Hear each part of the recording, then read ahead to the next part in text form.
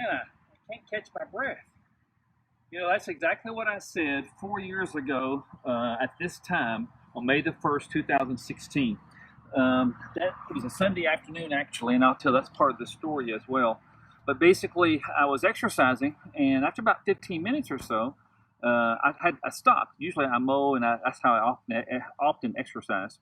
But I couldn't catch my breath, so I stopped and got a glass of water, and then went back, mowed another 5 or 10 minutes because I wanted to get so many minutes in for my insurance purposes, actually, and still couldn't catch my breath. So I went into the house.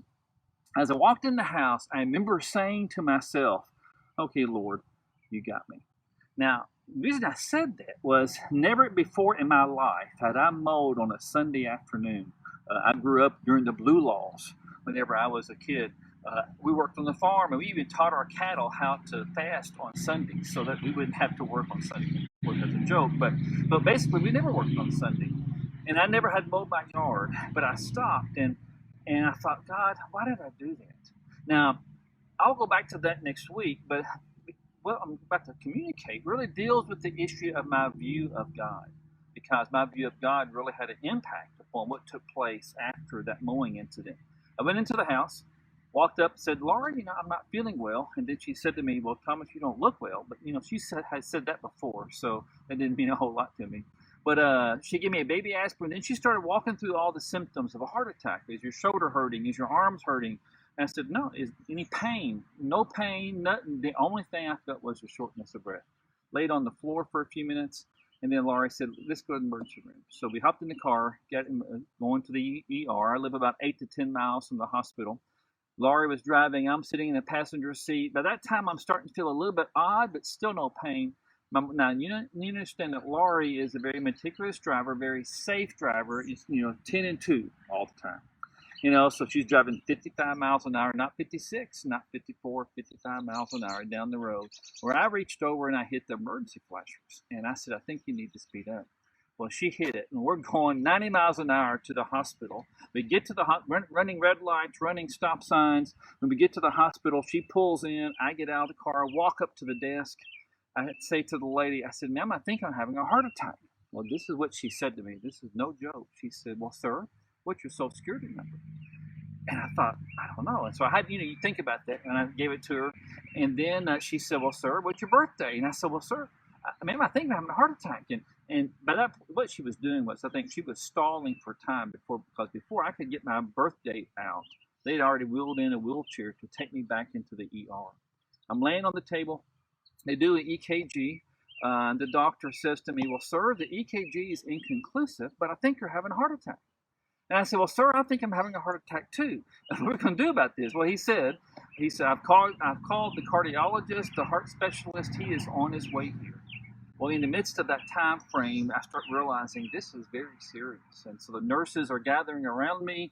Laurie comes in. She actually lays over me and starts to pray. Now, she is praying. And she's praying, the Lord is my shepherd, I shall not. Verses are coming out of her mouth, and as she's praying, the heart specialist comes in, puts his hand on me. He's afraid that he thinks I'm going to die. He says, "Sir, I've got you. We've got this taken care of." Well, we start going back into the cath lab, and as we're going, I basically said, "Well, my shoulder's starting to hurt." And then the nurse says, well, how else are you feeling? I said, well, my chest is hurting.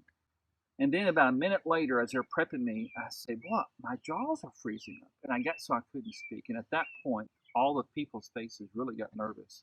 Well, sure enough, they rushed me into the cath lab. We're running down the hallway, me on the stretcher going down through there. They start the procedure, and I'm watching the entire procedure, being alert, thinking, what in the world is happening to me? I was only 54, 55 years old, in good condition. I was exercising, actually, when it took place. And I'm in the emergency room, I'm in the hospital. Surely they're not going to let me die. But I realized something was taking place in my life that I had no control over whatsoever. I'm starting to try to look for Laurie, thinking, maybe this is it. Maybe I'm going to die today. Well, the pain gets remarkably intense.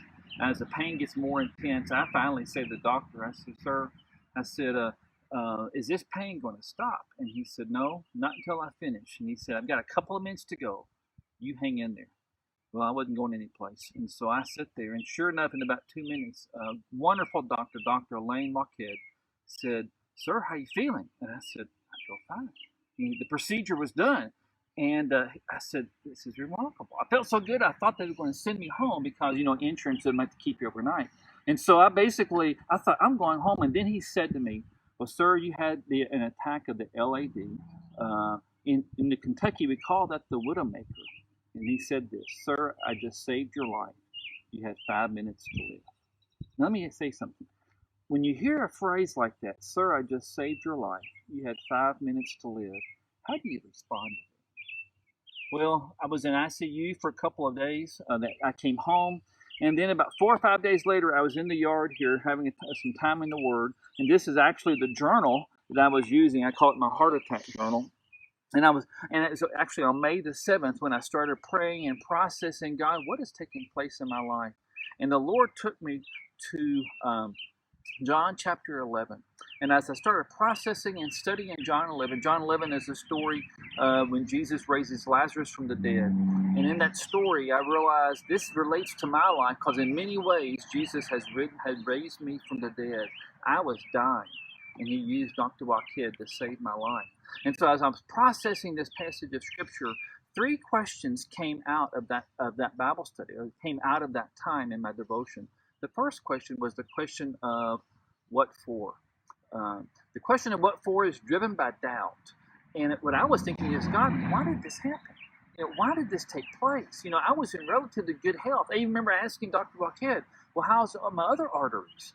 And he said, oh, they're fine. 5 to 10% blocked is all they were. He said, but that one was blocked 100%.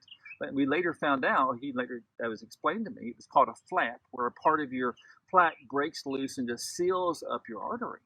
And I thought, why did this happen? What for? Driven by the issue of doubt. And God started taking me to that, talking about the glory of God. That was the first question I started processing. The second question I began to process is the question of what if. The question of what if. It actually comes from John 11 when Mary and Martha say to Jesus, Jesus, if you had been here, Lazarus would not have died. If you had been here. And so I started asking that question, what if? What if I had died? What if I had taken better care of myself? Or what if this wouldn't have taken place? And all those kind of questions. And the question of what if is not driven by the issue of doubt, but is driven by the issue of regret. And in my life, I started processing those stories of, well, I wish I'd have done this, and I wish I'd have done this, and if I could only go back and deal with this aspect of my life. Well, the third question I began to ask was a question of what now? Later in the passage in John chapter 11, what Jesus does, he tells them, he says, if you believe, you will see the glory and the power of God. And the word belief is used consistently in John 11, and actually many, many times in the book of John, in the Gospel of John, and also in the epistles that he had written, his other letters. And we start to see that Jesus is taking them to the issue of faith, and he's taking them to the issue of believing in him. See, what for is driven by doubt. What if is driven by regret. But the question of what now is driven by hope. And I started asking, okay, God, what now? What am I to do with my life? I've had heart damage because of the heart attack. My capacity is lower. But God, what do you have in store for me? Again, that was 4 years ago. And what do you have in store for me for the rest of my time? Well, all of that took place. It began at 4:15 on May the 1st, 2016.